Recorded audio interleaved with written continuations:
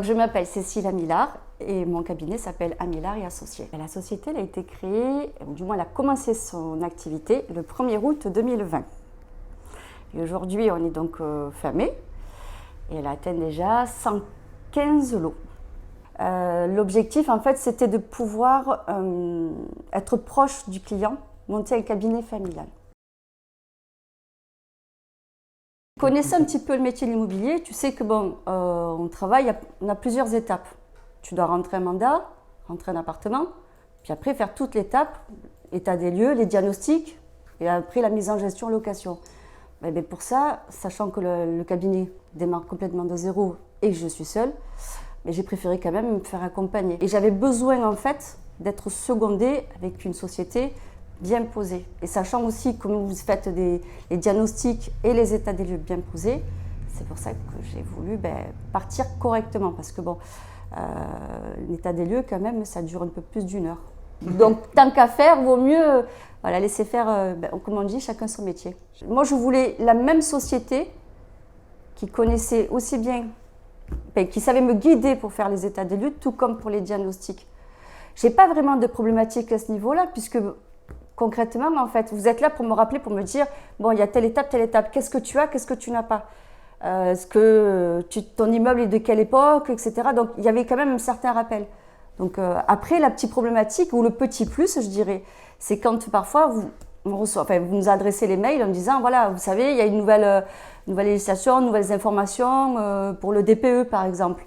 Donc, c'est le petit plus d'information.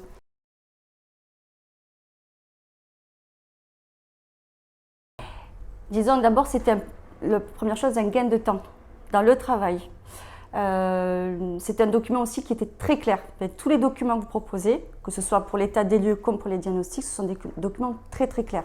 Donc ça va très vite et quelque part aussi, je veux dire, on peut s'approcher plus rapidement auprès du propriétaire pour lui apporter toutes les preuves quand il faut d'ailleurs se mettre aux normes, par exemple pour les diagnostics électriques. Donc ça, c'était un des points essentiels. Et puis côté état des lieux, c'était aussi un gain de temps pour nous. Rembourser aussi au plus vite la caution pour les locataires, puisqu'on n'a qu'un délai d'1 mois. Ça aussi, il faut y penser. Le petit plus, c'est la visite à 360 degrés, visite virtuelle. Bon, j'avoue, je m'en sers pour les publicités. Voilà, tant qu'à faire.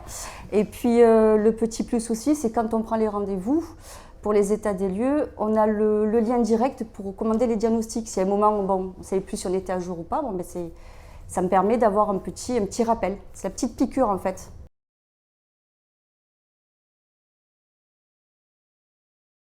C'est-à-dire que je gagne du temps au niveau de l'état des lieux. Ouais. Je fais pas le rendez-vous d'état des lieux. Oui. Je lis rapidement le document. Vous me préparez la grille. Oui. Voilà. Donc là, je gagne aussi du temps. Allez. Il ne me reste plus qu'à faire la comptabilité, côté charge locataire. Allez, concrètement, je vais gagner à peu près entre 30 et 60 minutes. D'accord. Sachant que, bon, généralement, pour un remboursement de caution, il faut compter à peu près dans les 2 heures.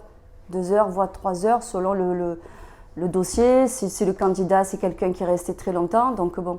Et au plus l'état des lieux de sortie a été détaillé, bien photographié, avec les éléments mettant bien quels sont les problèmes à repérer, etc. Et au plus vite, on a gagné du temps.